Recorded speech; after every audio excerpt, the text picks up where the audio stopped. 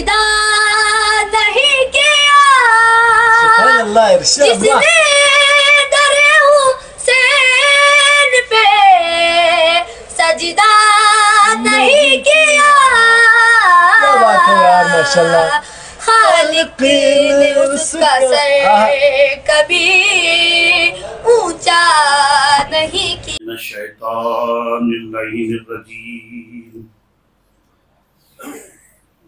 بسم اللہ الرحمن الرحیم الحمدللہ رب العالمین الصلاة والسلام علی اشرف الانبیاء والمرسلین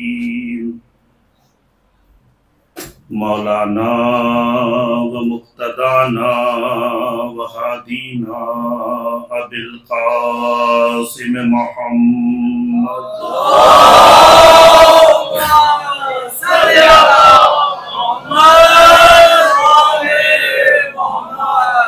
وعلى آله الطيبين الطاهرين المعصومين المنتخبين المنتجبين ولعنة الله على أعدائهم أجمعين من الآن إلى قيام يوم الدين أما بعد فقد قال الله تبارك وتعالى في القرآن الكريم بسم الله الرحمن الرحيم إنما وليكم الله ورسوله والذين آمنوا الذين يقيمون الصلاة ويؤتون الزكاة وهم راكعون صلوات پڑھتے ہیں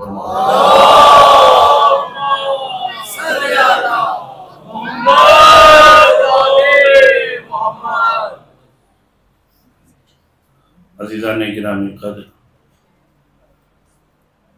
سورہ مبارکہ مائدہ کی 55ویں آیت ہے جسے عنوان گفتگو قرار دیا ہے۔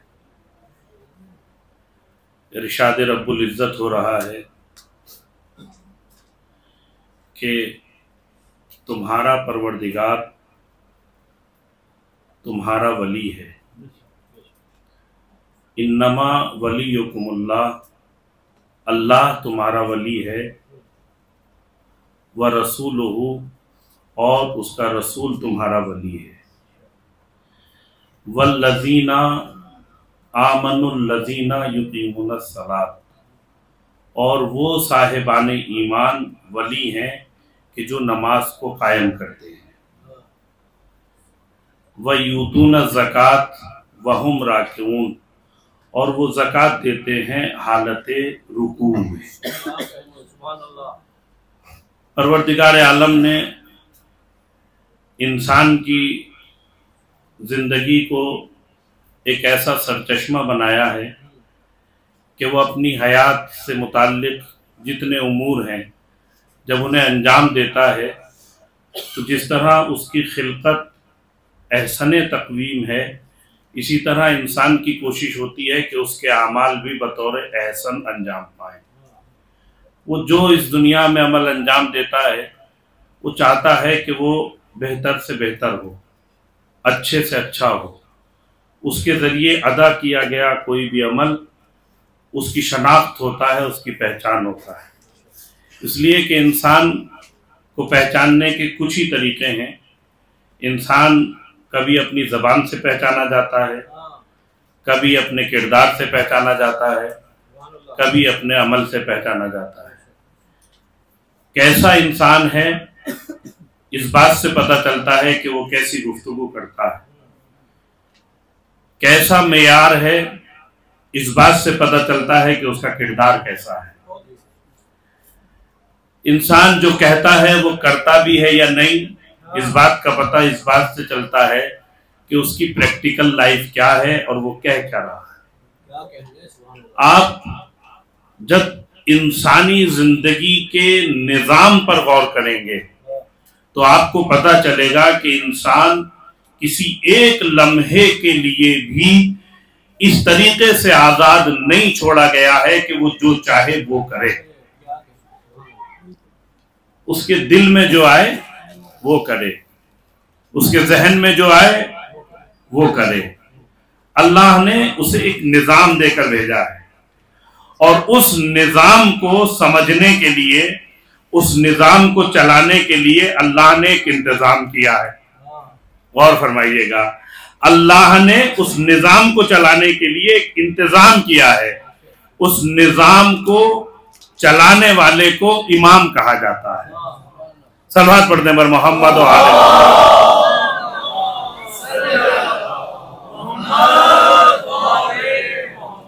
जो इस पूरी कायनात के निज़ाम को चलाता है उसे इमाम कहा जाता है। यही वजह है, हमारा अकीदा है, हमारा एतकाद है, हमारा यकीन है कि हमारी जिंदगी का एक लम्हा भी हमारे इमाम की निगाहों से खाली नहीं है। ऐसा नहीं है कि वो हमें न देख रहे हों। तो इसका मतलब यह है कि फिर हमारे हर तरह का अमल हमारे हमारे ज़माने के इमाम के सामने जाता है। हम जब कुछ अच्छा करते हैं तो हमारा इमाम उससे खुश होता है, और जब हम कुछ ऐसा करते हैं जो दीन के खिलाफ हो, शरीयत के खिलाफ हो, समाज के खिलाफ हो, माशरे के खिलाफ हो, तो उससे हमारा इमाम रंजीदा होता है, मगमूम होता है। क्यों? इसलिए कि ये तो मेरे चाहने वाले हैं, ये तो मेरे मानने वाले हैं, ये तो मेरे नाम का दम भरने वाले हैं।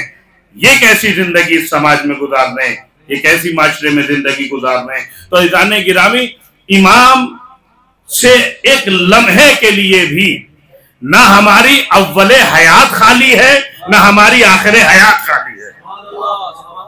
हम एक लम्हे के लिए भी ये तसव्वुर नहीं कर सकते कि हमारा इमाम हमारे ऊपर कायम नहीं है। जो हमारे सरों पर कायम है उसी को कायम आले मोहम्मद कहा जाता है। सलवात पर मोहम्मद व आले मोहम्मद।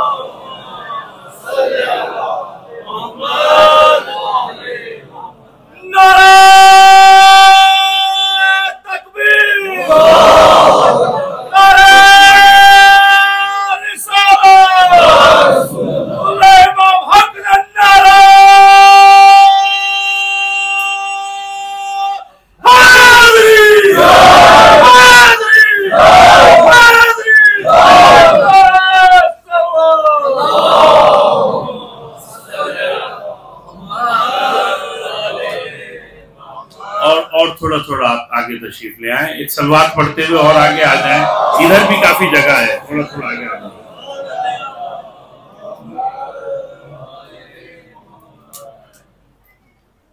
तो इज़ाने गिरामी, ये हमारी जिंदगी का एक सिस्टम है और हम इस सिस्टम से खारिज नहीं हो सकते, इससे बाहर नहीं जा सकते, कोई रास्ता नहीं है।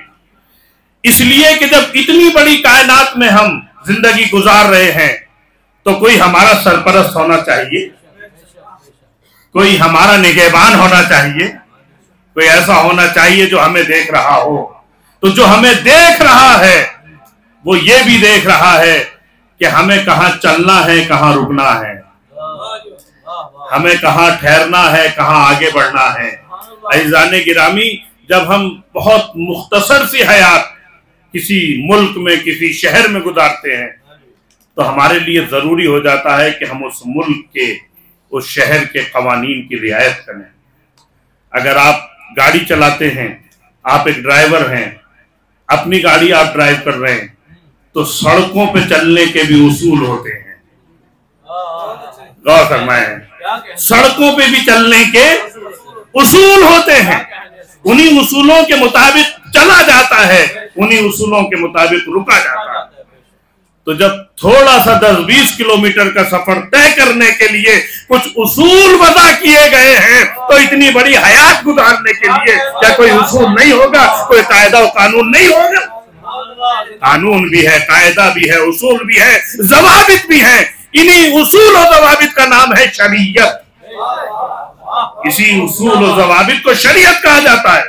आप इस शरीयत से खारिज नहीं हो सकते। बस जो कहाँ रुकना है, कहाँ चलना है, क्या करना है, क्या नहीं करना है, हमें बताती हुई नजर आती है, उसे शरीयत कहा जाता है, उसे दीन कहा जाता है। आप चल रहे हैं सड़क पर, रेड लाइट हो जाती है, आपको गाड़ी रोकनी है, उसके बाद ग्रीन लाइट हो जाती है, आपको चल देना है। आप ग्रीन में चल नहीं सकते, आगे नहीं बढ़ सकते, आप ग्रीन में रुक नहीं सकते।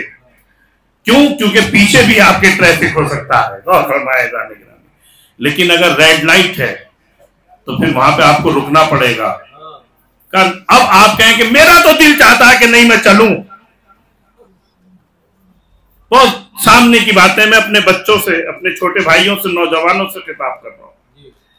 आप कहेंगे नहीं मेरा जी ये चाहता है, मेरा दिल ये कहता है कि मैं यहां चलूं, तो यहां चलने पर सबसे बड़ा मसला जो पेश आएगा वो ये है कि आपको एक्सीडेंट का खतरा आपके सामने है। एक सबसे बड़ा नुकसान एक्सीडेंट। यहां अगर कैमरा लगा हुआ है और उसमें आपकी गाड़ी के नंबर प्लेट का फोटो खिंच गया तो वो ट्रैफिक पुलिस के सिस्टम में चला जाएगा और थोड़ी देर बाद दूसरे दिन आपके मोबाइल पर एक अलर्ट आएगा कि आपका चालान हो गया है, आपको इतने रुपए का चालान, आपने रेड लाइट जंप किया। एक नुकसान, माली भी नुकसान है, जानी भी नुकसान है, और आप सिर्फ अपना ही नुकसान नहीं कर रहे हैं, दूसरे की जान को भी खतर में डाल रहे हैं। इसका मतलब यह है कि जो शरीयत ने निजाम कायम किया है, जब इंसान उस पर चलता है वो खुद भी महफूज रहता है और दूसरों को भी महफूज बनाता चला जाता है। आपको यहां रुकना था, आप चल पड़े, आपने अपनी जिंदगी को भी खतरे में डाला, दूसरों की जिंदगी को भी खतरे में डाल दिया। आपको रुकना था, आपने चल के एक खतरा पैदा कर दिया। पर शरीयत यही सिखाती है कि हम जहां कह रहे हैं रुक जाओ वहां रुकना है, जहां कहती है यहां चलना है वहां चलना है। तो जहां चलना है वहां पर कुछ फायदे भी हैं। अब आप ग्रीन लाइट हो गई, अब यहां पे आपको निकलना है, यहां से आगे बढ़ना है। जब आप आगे नहीं बढ़ेंगे तो आप दूसरों का नुकसान करेंगे। इसका मतलब यह है कि जहां चलने के लिए कहा जाए वहां रुकना गलत है, और जहां रुकने के लिए कहा जाए वहां पर चलना गलत है। इसके दुनिया में भी नुकसान होते हैं, बाद में भी नुकसान आते हैं। तो अज़ीज़ाने गिरामी, जब शरीयत ये कहे कि ये करो तो इसका मतलब ये है कि ये हमारे लिए भी फायदेमंद है, हमारे खानवादे के लिए भी फायदेमंद है, हमारी दुनिया के लिए भी फायदेमंद है, हमारी आखिरत के लिए भी फायदेमंद है, समाज के लिए भी फायदेमंद है, माशरे के लिए भी फायदेमंद है। हम जिस समाज में जिंदगी गुजार रहे हैं उस समाज के लोग कहेंगे ये यहां पर रेड लाइट थी, इसने जंप की है, तो जो बाकी गाड़ियां खड़ी होती हैं वो कहती हैं ये अच्छा इंसान नहीं है। आपको जानते भी नहीं है, तो गौर फरमाएं, वो आपको जानता भी नहीं है, आपके नंबर प्लेट से आपकी कोई पहचान नहीं हो रही है, कोई शनाख्त नहीं हो रही है, मगर पीछे खड़ी हुई तमाम गाड़ियों के लोग कहेंगे अजब इंसान है, खुद भी गलत कर रहा है, अपनी जिंदगी को भी खतरे में डाल रहा है, दूसरों की जिंदगी को भी खतरे में डाल रहा है। जो आपको जानते भी नहीं है वो कहेंगे बड़ा बुरा इंसान है। पर गौर फरमाए, बड़ा बुरा इंसान है। जो जानते भी नहीं है वो कहेंगे बड़ा बुरा इंसान है। पर शरीयत ने यही बताया है कि हम तुम्हें खुद तुम्हारी जिंदगी में भी महफूज बनाना चाहते हैं और तुम्हारे समाज और माशरे में भी महफूज बनाना चाहते हैं।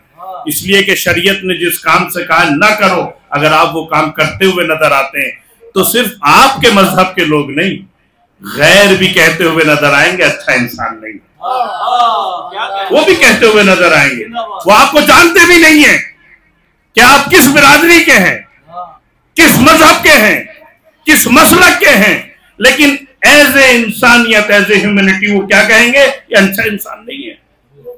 तो अज़ीज़ाने गिरामी, शरीयत ने कुछ उसूल बनाए, ज़वाबित बनाए کہاں بڑھنا ہے کہاں رکنا ہے، کہاں چلنا ہے کہاں ٹھہر جانا ہے، بس اسی نظام شریعت کو جو سپرویژن کرتا ہوا نظر آئے اسے امام شریعت کہا جاتا ہے۔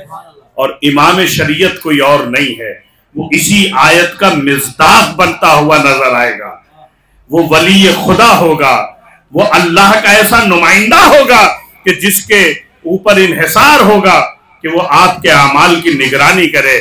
عزیزان گرامی، یہ مجلسیں خود اس بات کی علامت ہیں، خود اس بات کی طرف اشارہ دیتی ہیں کہ آپ کیا کر رہے ہیں، آپ کو کیا کرنا چاہیے کیا نہیں کرنا چاہیے، اس لیے کہ جب آپ نے یہ سیاہ لباس اپنے لبوں اپنے تن پر پہن لیا تو اب آپ کی ایک ذمہ داری عائد ہوتی ہے، اور وہ ذمہ داری اس لیے عائد ہوگی، صلوات پڑھتے ہوئے محمد آل محمد،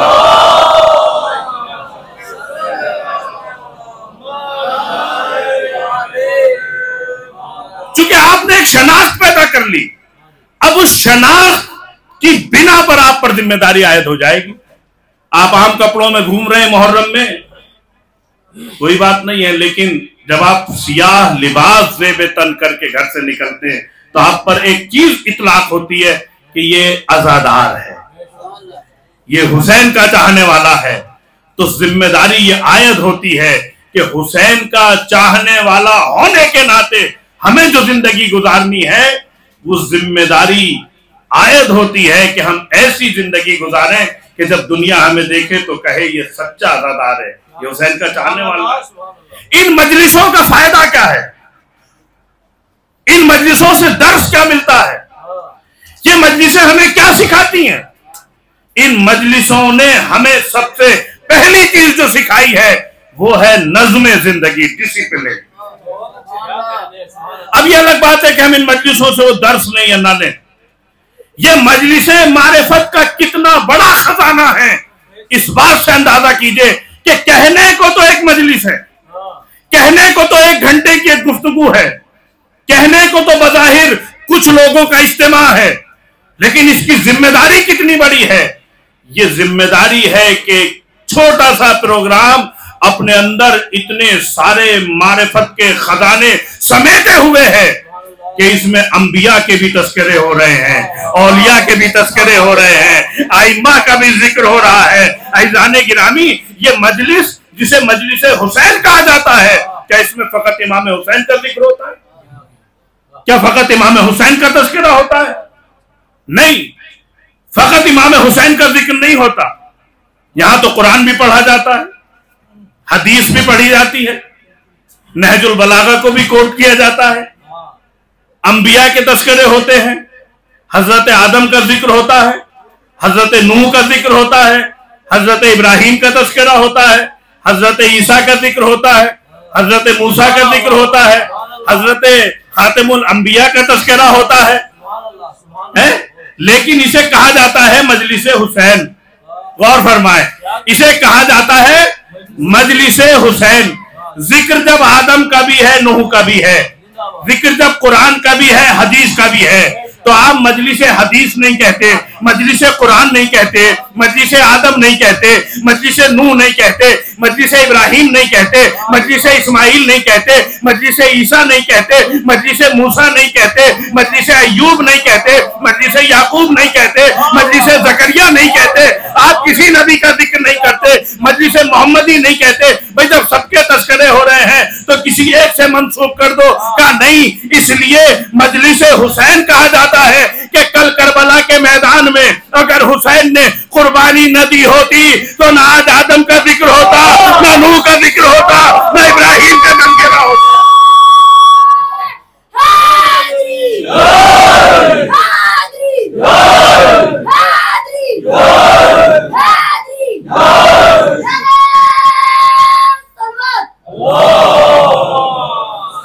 ان مجلسوں سے انبیاء کے تذکرے باقی ہیں، قرآن کا ذکر ہو رہا ہے، تفسیر بیان ہو رہی ہے، آیتیں پڑھی جا رہی ہیں۔ یہ ہے مجلس حسین کی اہمیت و عظمت۔ پہچان حسین کیا ہے؟ یہ مجلس حسین ہے۔ کبھی کبھی ہمارے سماج میں کچھ فکریں پیدا کی جاتی ہیں میں چاہتا ہوں اپنے نوجوانوں کو ایک بات کہہ کے آگے بڑھوں. کیا صاحب مجلس افضل ہے یا مسجد افضل ہے؟ ان دونوں میں کیا افضل ہے مثلا؟ تو یہ فکریں در حقیقت نوجوانوں کے ذہنوں کو مشغول کرنے کے لیے ہوتی ہیں، اور حقیقت حال اس کے برخلاف ہے. یہ افضل اور مفضول کی بحث کا معاملہ ہی نہیں ہے، یہ دونوں افضل ہیں. اس لیے کہ دیکھنا یہ ہے کہ تعلق کہاں سے ہے. اور دل بولو ہری بولا ہری بولا، تیرا بولو میرا بولو ہری بولا ہری بولا، آواز بلند کر سلام صلی اللہ محمد وعلے محمد. دونوں کا تعلق کس ذات سے ہے اس سے پتہ چلتا ہے کہ کیا افضل ہے کیا مفضول ہے. جب یہ پتہ چل جائے گا کہ مجلس کا تعلق کس سے ہے، مسجد کا تعلق کس سے ہے، تو پھر ہم اس بحث میں پڑیں گے ہی نہیں. اچھا مجلس ہے کیا؟ کیا ہے مجلس؟ کہا مجلس یادگار ہے امام حسین علیہ السلام کے اس قربانی کی جو انہوں نے کربلا کے میدان میں دی. غور فرمائیے گا، جو کربلا کے میدان میں دی گئی اس قربانی کی یادگار ہے یہ مجلس. شہادت حسین کے بعد اس کا سلسلہ شروع ہوا ہے، تو اس کا تعلق کس سے ہوا؟ امام حسین سے. ایک جملہ اور سن لیجئے، بڑا معروف ہے، سب کہتے ہیں کہ امام حسین نے قربانی دی دین کو بچانے کے لیے، نماز کو بچانے کے لیے. مسجد وہ جگہ ہے جہاں پہ نماز پڑھی جاتی ہے، قربانی انہی مسجدوں کو بچانے کے لیے دی تھی. تو حسین کی جو یہ یادگار ہے، جو یہ عمل ہے جسے مجلس کہا جاتا ہے، یہ در حقیقت اس عمل کی یادگار ہے، اس عمل کا نتیجہ ہے کہ جس عمل نے اللہ کی یاد کو بچایا ہے، اللہ کی یاد کو بچایا، اللہ کی نماز کو بچایا، مسجدوں کے تقدس کو بچایا. تو پتہ یہ چلا کہ مجلس تو امام حسین سے متعلق ہے، مسجد اللہ سے متعلق ہے، لیکن مجلس اور مسجد کے درمیان کوئی فرق نہیں ہے. ایک کا تعلق حسین سے ہے، اور دیکھا جائے جس طرح حسین نے بچایا ہے تو دوسری کا تعلق بھی حسین سے ہے. ان کے درمیان کوئی فرق نہیں ہے. اب میرا مزاج نہیں ہے، مگر یہاں اس منزل پہ چاہوں گا کہ میرا پورا مجمع اس موقع پر متوجہ بھی رہے اور تھوڑی آواز بھی بلند کرے، چاہے وہ سلوات کی ہی شکل میں ہو.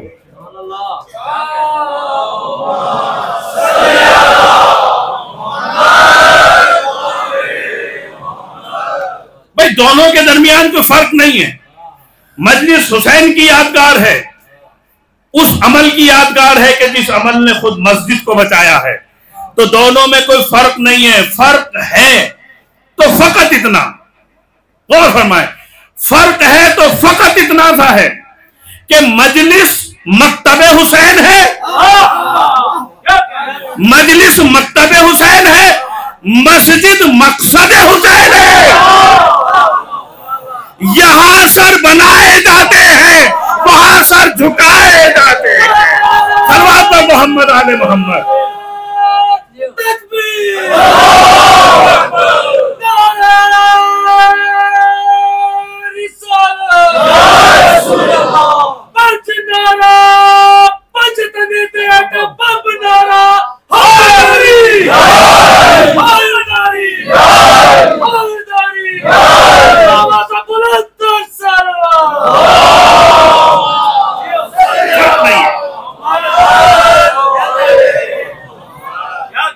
یہاں جبینوں کو لائق سجدہ بنایا جاتا ہے،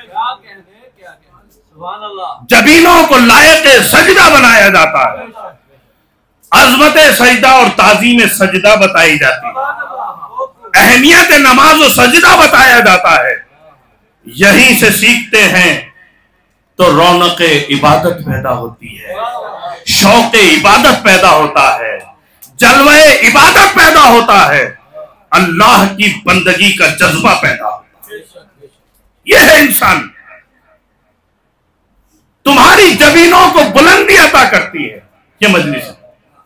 इसलिए कि अगर मारिफत ही नहीं होगी तो सजदे वर्जिश में तब्दील हो जाएंगे, और ये मजलिसें बताती हैं कि मारिफत सजदा क्या है, मारिफत नमाज क्या है। अच्छा, कभी कभी इस मौजू पर भी बड़ी बहस होती है साहब, नमाज अफजल है या आजादारी अफजल है,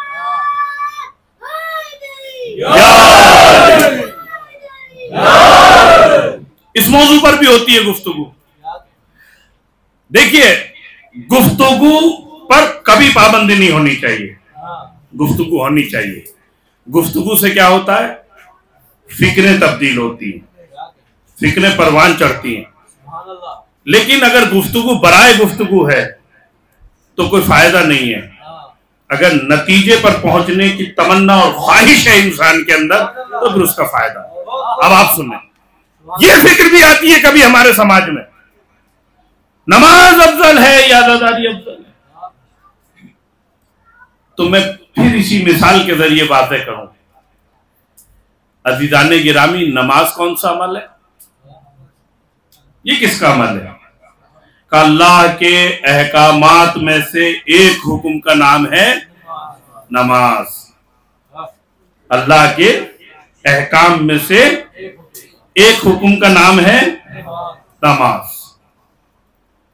नमाज सब पढ़ते हैं, कोई मस्जिद में पढ़ता है, कोई घर पे पढ़ता है, कोई दफ्तर में पढ़ता है, कोई जमात से पढ़ता है, कोई तन्हाई में पढ़ता है। हर किसी का अपना अपना अंदाज है।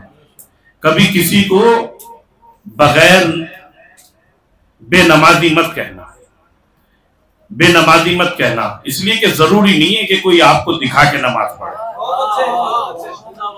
आप किसी की नमाज के ठेकेदार और जिम्मेदार नहीं है।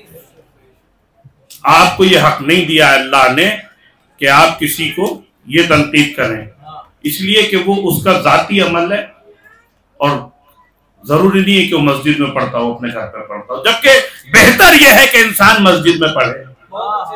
क्यों?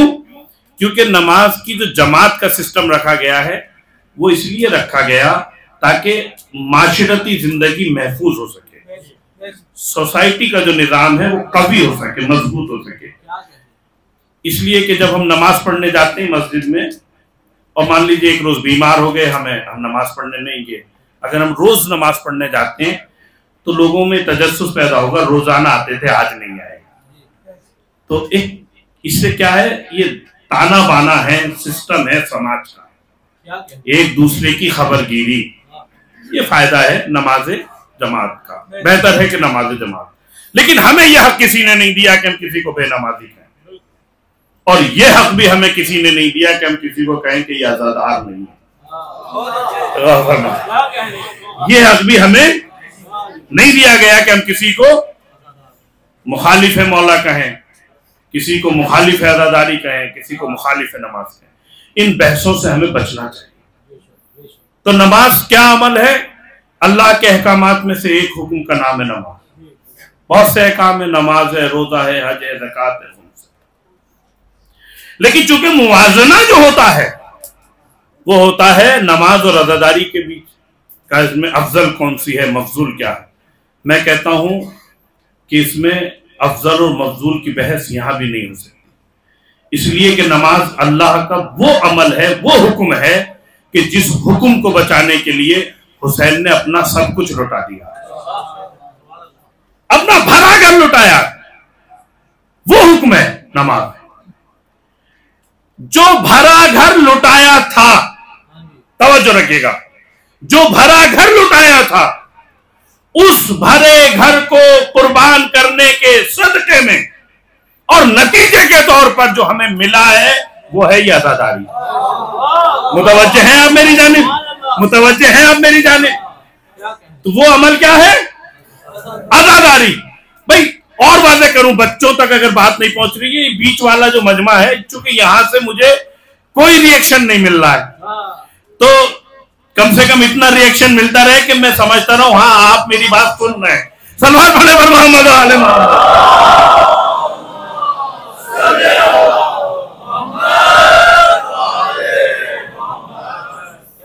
देखिए जाने गिरामी, मजलिस जो है, मजलिस उसका एक अपना अंदाज होता है और जाकिर से क्या कितना पढ़वाना है और कैसा पढ़वाना है ये कभी कभी सामीन के ऊपर भी होता है।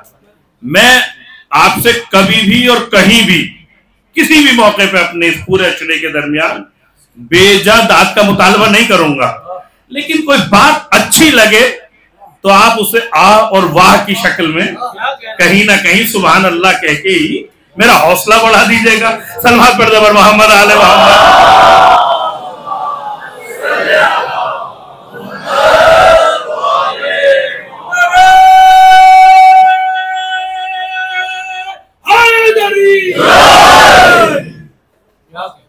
तो एक अमल वो है जिसे अल्लाह ने भेजा हुक्म के तौर पर हमें, और एक अमल जो उस अमल को बचाने के नतीजे के तौर पर हमारे सामने आया उसे कहा जाता है अज़ादारी।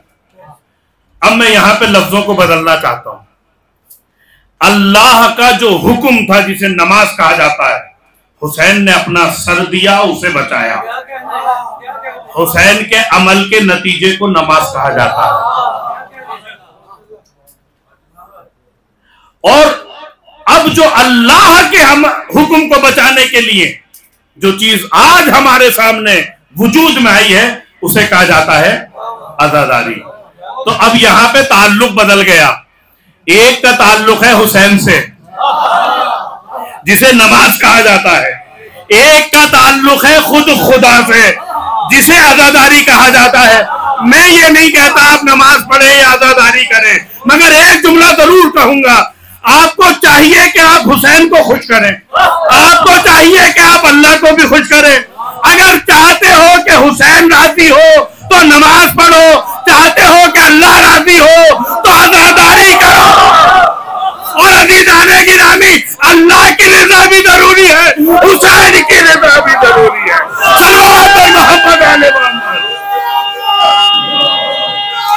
तकबीर, अल्लाहू अकबर।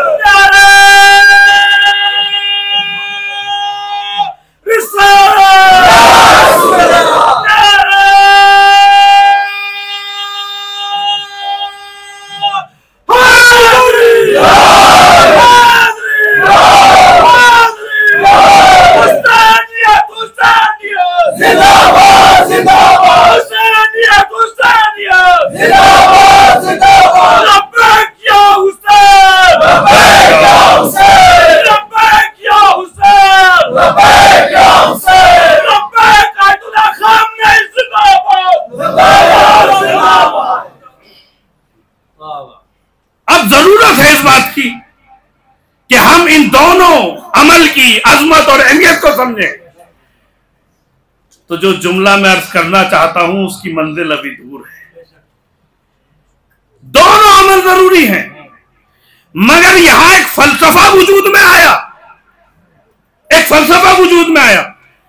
भाई नमाज तो जो अल्लाह का अमल था उसे बचाया तो हुसैन ने, और जो ये अज़ादारी आज अमल है हमारे सामने, ये है उस अमल का नतीजा। तो ये अल्लाह का इससे ताल्लुक हुआ, उसका ताल्लुक हुसैन से हुआ।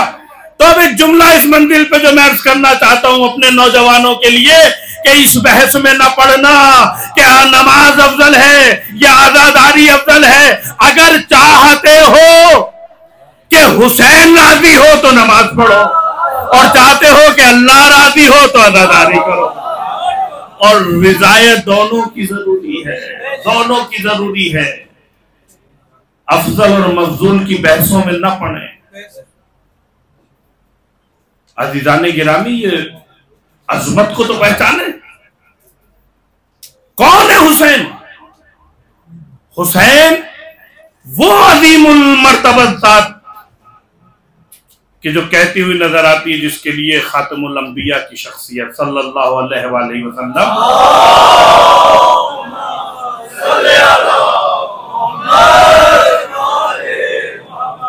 फरमाते हो हुसैन मिन्नी वाना मिनल हुसैन, हुसैन मुझसे है और मैं हुसैन से हूं। ये वो हुसैन है जिसने मफहूम विलायत को जिंदगी अता कर दी।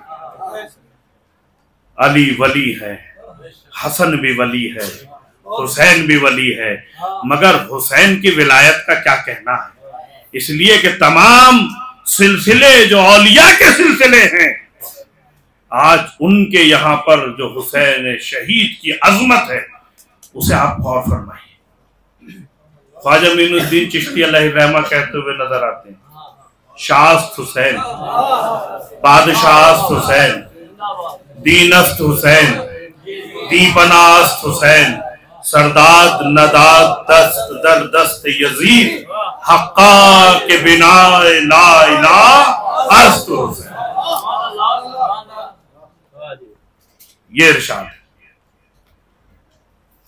खुद ख्वाजा निजामुद्दीन औलिया से किसी ने पूछा, आप भी वली हैं, अली भी वली हैं, दोनों के दरमियान फर्क क्या है।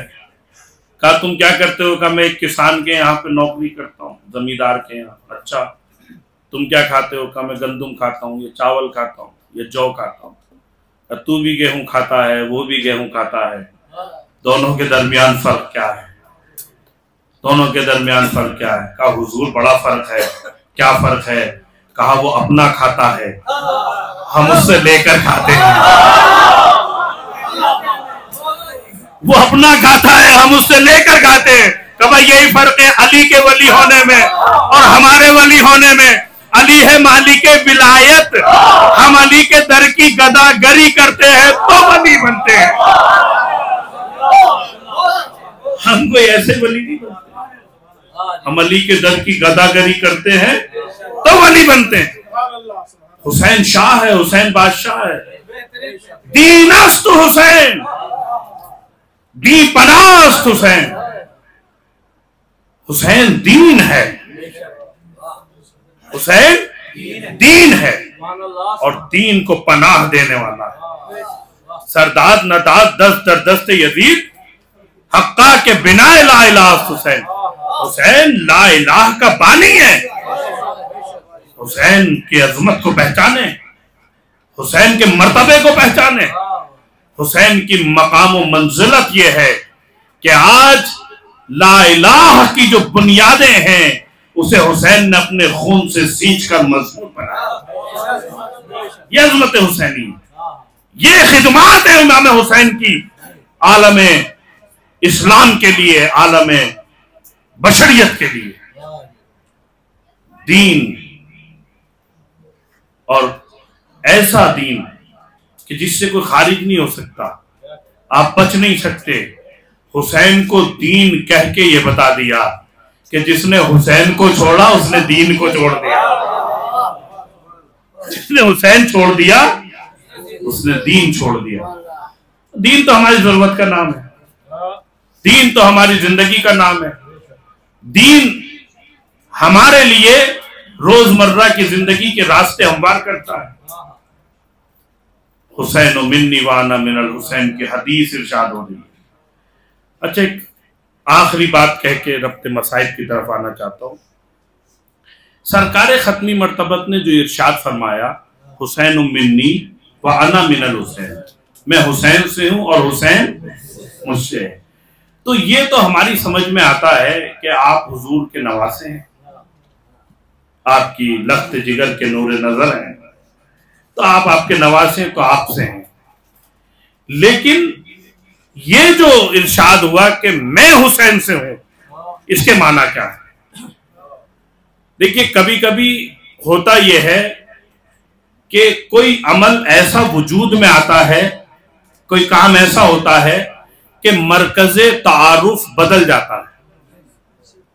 तवज्जो रखिएगा इस मंजिल पर, मरकज़े तारुफ बदल जाता है।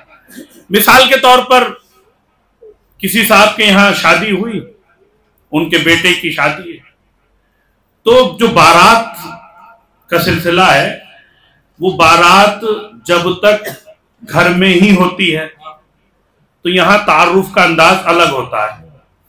तारुफ का अंदाज ये होता है کہ مثال کے طور پر لڑکے کے چچا ہیں یا پھوپا ہیں یا ماموں ہیں یا تایا ہیں، تو وہاں پر کہا جائے گا کہ یہ جو دولہا ہے فلاں صاحب کا بھتیجا ہے، جب تک بارات یہاں ہے تعارف چچا سے ہوگا، بھائی سے ہوگا، ماموں سے ہوگا، لیکن جب جموں سے مان لیجئے بارات پونچھ پہنچ جاتی ہے، اب وہاں سب نئے لوگ ہیں، نیا ماحول ہے، نیا انداز ہے، نئے چہرے ہیں، اب وہاں اگر کسی صاحب کا تعارف کرانا پڑ جائے کہ صاحب یہ کون ہے، تو یہاں کیا کہا جا رہا تھا، یہ لڑکا ان کا بھانجا ہے، ان کا بھتیجا ہے، وہاں کیا کہا جائے گا، یہ لڑکے کے ماموں ہیں، یہ دولہا کے چچا ہیں۔ توجہ فرما رہے ہیں جانے کے رات، غور فرمائیے گا، اگر مثال واضح ہو گئی تو بات واضح ہو جائے گی۔ مرکز تعارف بدل گیا، تبدیل ہو گیا، کیوں؟ کہا کہ جب یہ واقعہ اس طرح پیش آیا کہ بارات اب یہاں آ گئی ہے تو یہاں تعارف بدل جائے گا، یہاں تعارف کا انداز الگ ہے، یہاں پر الگ ہے، یہاں پر دولہا اپنے بزرگوں سے پہچانا جا رہا ہے، لیکن وہاں پر جب بارات پہنچ گئی ہے تو اب بزرگ دولہا سے پہچانے جا رہے ہیں۔ عزیزان گرامی، واقع کربلا نے اس انداز کو بدل دیا، مگر چونکہ رسول قیامت تک کے واقعوں پہ نظر رکھتے تھے تو وہ وہی پہ ارشاد فرما رہے تھے، دنیا کو پتا ہے کہ حسین مجھ سے ہے، مگر کل کربلا کے میدان میں قربانی دے کر یہ حسین جب میرا دین بچا دے گا تو اب میں حسین سے ہوں گا۔ اب میرا جو تعارف ہے،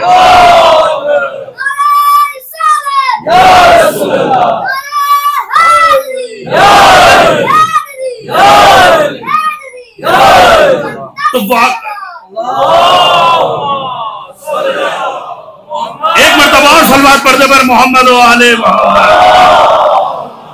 کیا تبدیل ہے؟ تو کربلا تک تعارف اس طرح ہوگا کہ حسین نبی کے نواسے ہیں، فاطمہ کے بیٹے ہیں، علی کے لخت جگر ہیں، حسن کا نور نظر ہے، لیکن واقعہ کربلا کے بعد انداز تعارف بدل گیا۔ اب یہ کہا جائے گا محمد حسین سے باقی ہے، مسجد حسین سے باقی ہے، نماز حسین سے باقی ہے، اذان حسین سے باقی ہے۔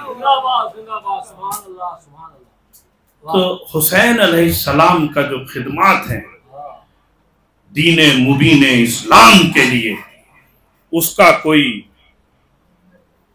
احاطہ نہیں کیا جا سکتا، وہ لفظوں میں بیان نہیں ہو سکتی۔ اس کے لیے معرفت کا ذہن ہو، عرفان کی زبان ہو، فکریں پاک ہوں، نفس آزاد ہو، تب حسین انسان کے دماغ میں اترتا ہے۔ آزاد ذہنوں کی، آزاد فکروں کی آواز کا نام ہے حسین، حریت کا نام ہے حسین، حرارت کا نام ہے حسین، انقلاب کا نام ہے حسین، آزادی کا نام ہے حسین۔ حسین غلاموں کے لیے نہیں ہے، حسین پست فکروں کے لیے نہیں ہے، اس لیے کہ جہاں پست فکریں ہوں گی وہاں حسین نہیں ہوگا، اور جہاں حسین ہوگا وہاں فکریں پست نہیں ہو سکتی۔ یہ ہے امام حسین۔ حسین جرأت کا نام ہے، حسین شجاعت کا نام ہے، حسین طاقت کا نام ہے۔ کہا جا رہا تھا بیعت کر لیجئے، بیعت کر لیجئے۔ عزیزان گرامی، آپ جانتے ہیں حسین سے کس طرح بیعت طلب کی جا رہی تھی؟ Unconditional surrender, unconditional surrender. Walid نے یہی کہا تھا جب امام ولید کے دربار میں پہنچے ہیں تو اس نے ایک طرف یزید کا جو پیغام تھا وہ پڑھ کے سنایا، اور حسین نے کہا ٹھیک ہے ہم کل بتائیں گے، ہم کل بتائیں گے۔ تو اس نے کہا ٹھہر جائیے، اس میں میرے لیے بھی ایک پیغام آیا ہے، میرے لیے بھی ایک حکم ہے۔ क्या हुक्म है? میرے لیے حکم یہ ہے کہ اگر حسین بیعت نہ کرے تو سر قلم کر دینا. اب مروان نے یہی تو جملہ کہا تھا. تو عزیزان گرامی، یہ جو آج ہم نے دیکھا کہ بھئی سرنڈر لفظ تو ہمارے ڈکشنری میں ہے ہی نہیں. سرنڈر کا لفظ وہ چاہے کل کا یزید طلب کرے یا آج کا یزید طلب کرے، تو سرنڈر لفظ ہماری ڈکشنری میں پایا ہی نہیں جاتا ہے. کیا آپ تسلیم ہو جائیے، بیعت کر لیجئے. ہم نے تو نہ کل بیعت کی تھی کسی ظالم کی، نہ آج بیعت کریں گے کسی ظالم کی. ہم ہیں حسینی. ہمارا کردار یہ ہے کہ نہ تو ہم سے زبردستی بیعت لی جا سکتی ہے اور نہ ہمیں اس طرح قتل بھی کیا جا سکتا ہے. اس لیے کہ انقلاب حسین، کربلا کی جو جنگ ہے نا، یہ سرنڈر نہیں ہے، بڑی شجاعت کی جنگ. آپ صرف انداز جنگ حضرت علی اصغر کو ملاحظہ فرمانے، آپ کو پتا چل جائے گا کہیں سرنڈر نہیں ملے گا. کیا اندازے میں تھا، مسکرا کے وہ کام کر دیا جو بڑے بڑے سورماؤں کی تلواریں بھی نہ کر سکے. تو یہ تو ہمارے 6 مہینے والے کا عالم ہے، تو سوچو ہمارے بڑوں کا کیا ہوگا. تو کہ بھئی انکنڈیشنل سرنڈر کا جو لفظ ہے یہ ہمیں تسلیم ہی نہیں ہے، یہ ہماری ڈکشنری میں پایا ہی نہیں جاتا ہے. اس لیے کہ ہم نے دین حسین سے لیا ہے، ہمارا دین حسین سے آیا. جب ولید خط پڑھ کے سنا رہا تھا کہ یہ بیعت کا مطالبہ آپ سے کیا گیا ہے، تو عزیزان گرامی، امام حسین ولید کے دربار میں تنہا نہیں آئے تھے. ایک بڑا لشکر جس میں تعداد بہت نہیں تھی، مگر میں صرف ایک ہی نام اگر لوں تو کافی ہوگا، جسے کہا جاتا ہے ابو الفضل العباس.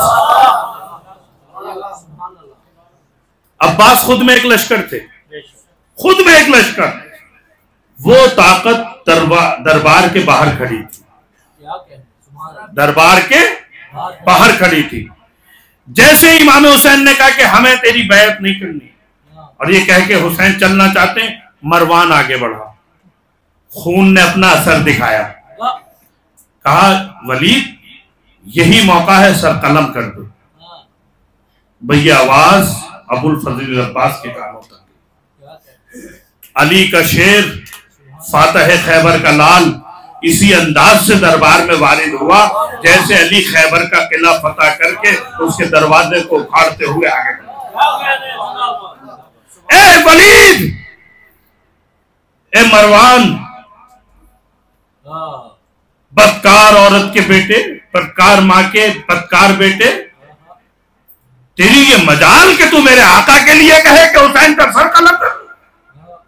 اور ایک مرتبہ جیسے ہی شمشیر کے قبضے پہ ہاتھ گیا ہے تو فاطمہ کے لال نے آگے بڑھ کے روک دیا. عباس ابھی کربلا نہیں آئی، عباس ابھی کربلا نہیں آئی میرے بھائی. آقا اس نے آپ کی شان میں گستاخی کی ہے. کہا میرے بھائی عباس، ابھی ہمارا مقصد بہت بڑا ہے. عزیزانوں، جب حسین دربار کے لیے نکل رہے تھے تو اس وقت شہزادی زینب کبریٰ نے کہا تھا بھائی کہاں جا رہے ہو؟ کہا دربار سے بلاوا آیا. تو میری شہزادی نے کہا تھا بھیا دربار میں نہ جاؤ، اس لیے کہ میں نے اپنی ماں فاطمہ زہرا کو بھی دربار میں جاتے ہوئے دیکھا ہے. یہ درباروں کا سلسلہ ہماری خانوادے کے ساتھ اچھا نہیں رہا ہے. کہا بی بی زینب، ضرورت ہے دین کی کہ مجھے جانا ہوگا، امام وقت ہے، عالم الغیب ہے، دربار میں آئے ہیں اور یہ دربار میں واقعہ پیش آیا ہے. عزیزانوں، آج 1 محرم ہے، پہلی محرم آ گئی. اکثر پہلی اور 2 محرم کو امام حسین کی رخصتی پڑھی جاتی ہے مدینے سے. آپ پرسہ دینے کے لیے بیٹھے ہیں، ماتم کرنے کے لیے بیٹھے ہیں، غم منانے کے لیے بیٹھے ہیں. گریہ کرنے میں بخل نہ کیجیے گا.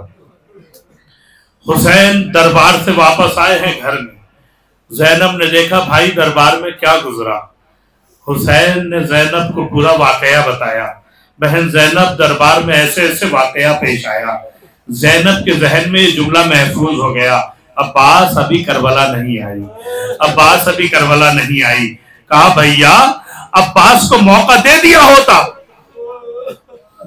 کہا بہن ابھی بہت منزلیں باقی ہیں، میرا عباس ان موقعوں پہ جوہر دکھائے گا۔ بہن کو بھی ایک تمنا ہے، آرزو ہے، اس لیے کہ عباس کو اسی لیے مانگا گیا تھا یہ حسین کا محافظ بنے گا۔ تو زینب کی ایک خواہش، ایک تمنا یہی تھی کہ میرا عباس ایسے موقع پر ہی تو حسین کے کام آئے گا۔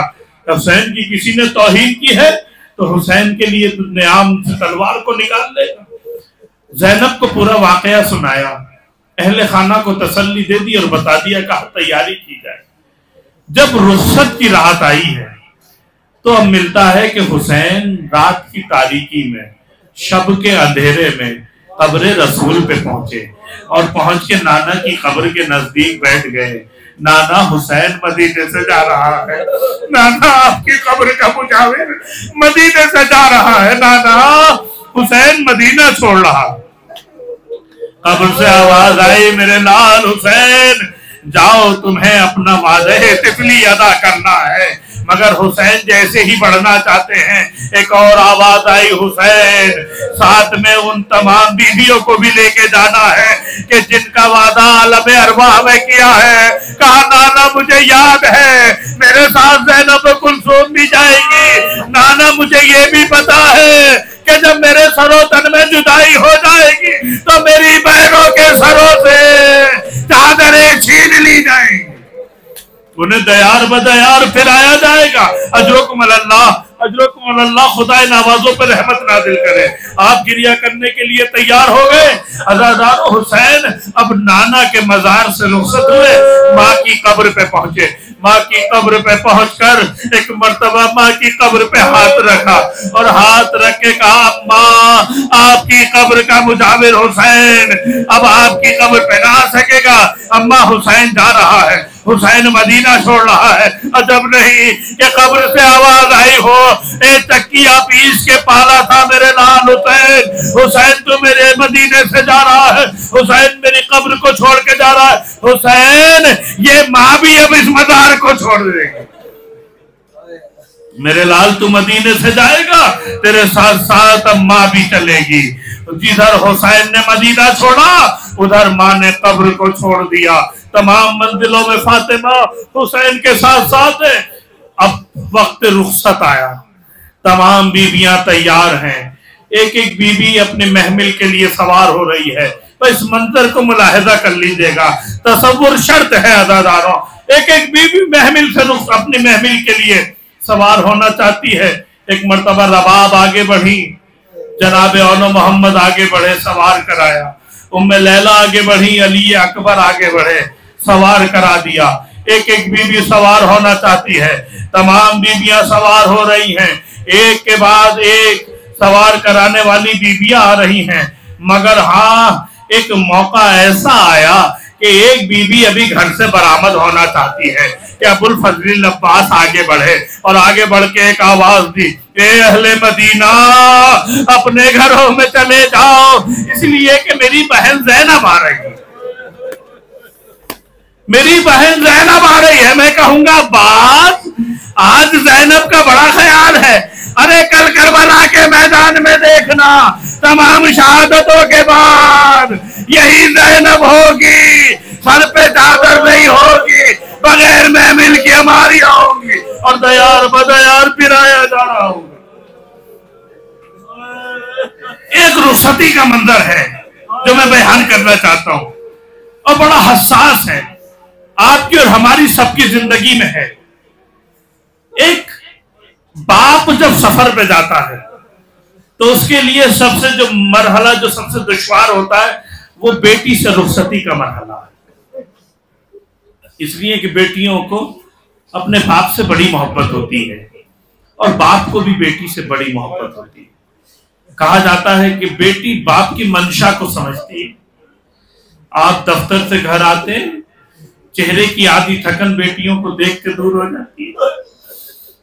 آپ سفر پہ جاتے ہیں، اپنی بیٹیوں سے رخصت ہو کے جاتے ہیں، مگر آپ کی بیٹیوں کو پتہ ہوتا ہے کہ میرا بابا سفر پہ جا رہا ہے تو واپس آئے گا، واپس آ جائے گا 1 ہفتے میں، 15 دن میں، 1 مہینے میں۔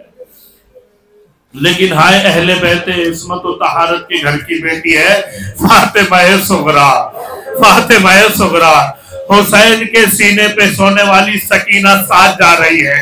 بابا سکینہ کو تو ساتھ لے جا رہے، بابا صغریٰ کو یہی چھوڑ کے جا رہے کہ میری لال تم میری ماں فاطمہ کی صورت ہو، فاطمہ کی صورت ہو بہو ماں فاطمہ ہو۔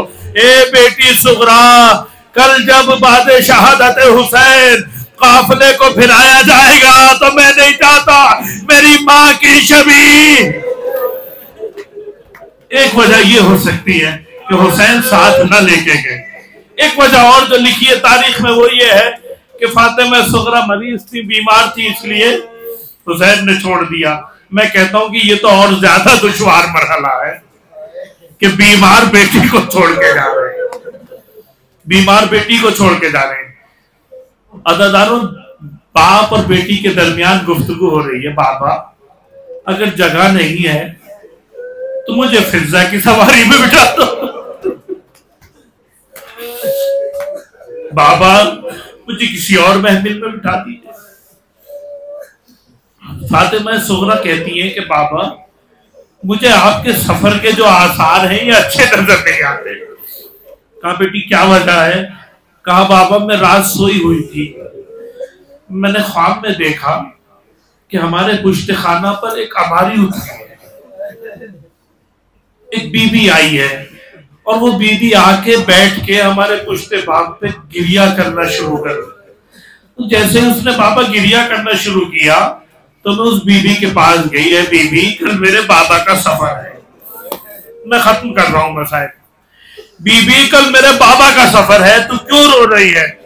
کہا صغریٰ تو نے نہیں پہچانا، میں حسین کی ماں ارے فاطمہ زہرا ہوں، اے صغریٰ میرا حسین جا رہا ہے۔ صغریٰ حسین واپس نہیں آئے گا۔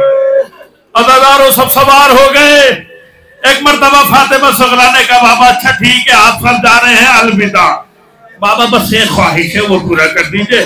کہا بیٹی بتاؤ کیا خواہش ہے؟ کہا بابا میری خواہش ہے ایک بار اور اپنے بھیا علی اصغر کو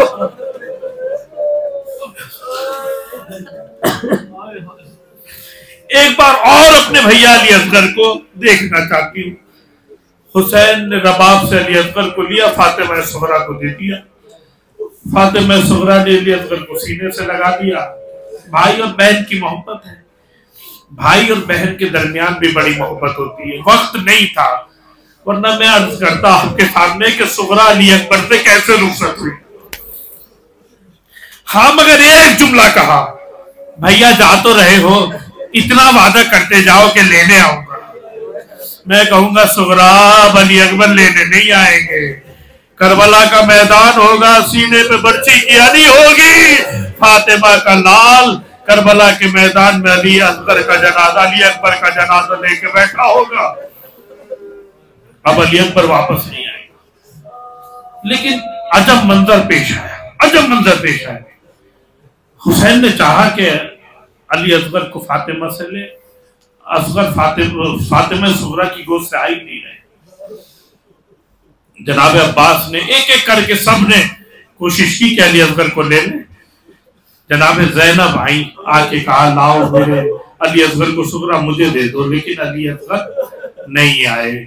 حسین پھر آگے بڑھے، کہا زینب میں سمجھتا ہوں نہ جانے علی اصغر کے کان میں کیا کہا کہ ایک مرتبہ ہمک کے بچہ باپ کی آغوش میں آ گیا، مجھے نہیں معلوم کیا کہا ہوگا مگر میرا تصور کہتا ہے بھائی یہی کہا ہوگا علی اکبر کربلا کا نوبھالے کا تیر کربلا میں انتظار کر رہا ہے، اے علی اصغر تم حجت خدا ہو، ارے تمہاری مسکراہٹ ہوگی، شمر کا خنجر اور شمر کی فوجوں پہ فتح ہوگی، آؤ علی اصغر کل تمہیں بھی قربان ہونا ہے۔ جذبہ قربانی میں باپ کی آغوش میں آگئے۔ سیعلم الذین ظلموا ایام منقلبی ینقلبون۔ بار الہ نوازوں پہ رحمت نازل فرما، ماتم حسین۔ या हुसैन